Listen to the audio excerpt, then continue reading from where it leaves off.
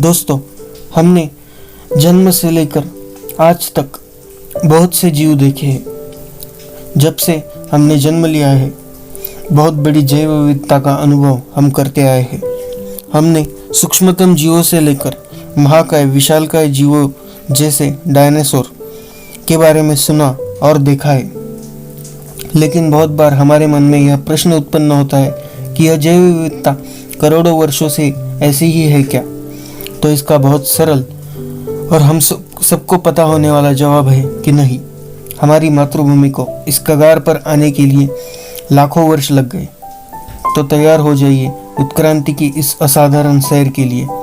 इस प्रथम भाग में हम पृथ्वी की निर्मिति कैसे हुई यह जानेंगे। जीवों की उत्क्रांति की कथा जानने से पहले हम जानेंगे कि हमारी प्यारी पृथ्वी की उत्पत्ति कैसे हुई थी।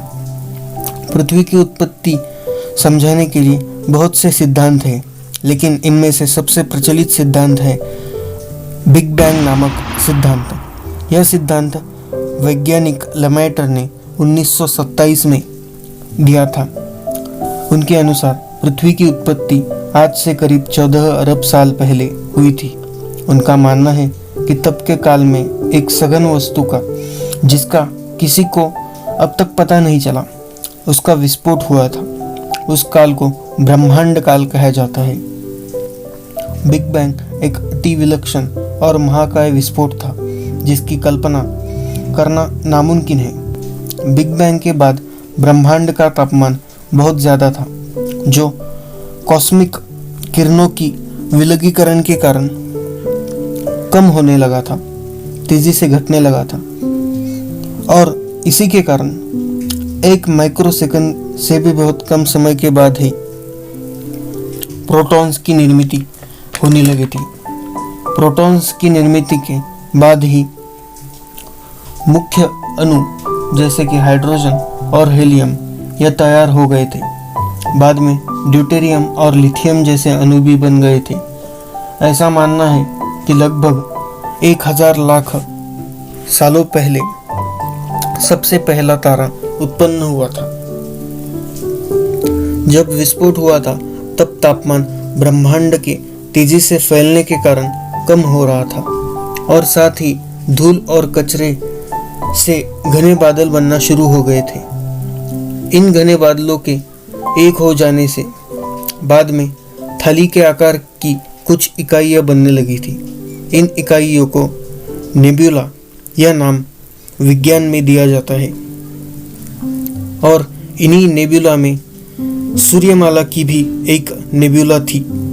सूर्य और इन्हीं नेबुला के मध्य बिंदुओं का बाद में सूर्य में रूपांतर हुआ था। सूर्यमाला के नेबुला का रूपांतर हमारे सूर्य में हुआ था।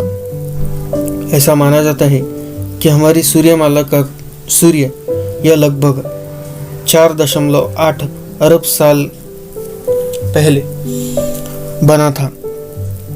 बाद में वक्त के साथ गुरुत्वाकर्षण की वजह से सूर्य के आजू बाजू में घूम रही धूल कंकड़ों के मिलाप से ग्रह बने थे, और इन्हीं ग्रहों में से एक था हमारी सूर्यमाला का एक ग्रह पृथ्वी, जिस पर हम आज रहते हैं।